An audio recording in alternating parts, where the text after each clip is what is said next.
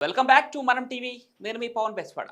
April 22న లక్ష mark దాటేసిన బంగారం ఆ తరువాత ఆ దూకుడు కొనసాగించలేదు.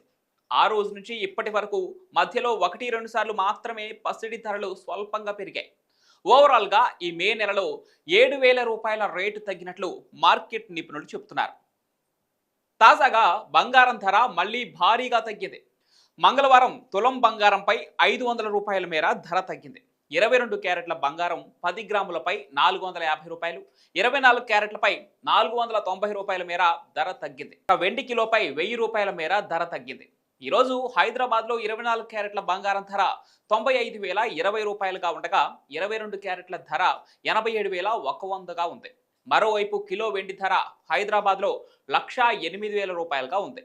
అటు విజయవాడ, విశాఖపట్నంలో 22 క్యారెట్ల బంగారం ధర 87,100 రూపాయలుగా ఉండగా 24 క్యారెట్ల బంగారం ధర 95,020 రూపాయలుగా ఉంది. కిలో వెండి ధర 1,08,000గా ఉంది.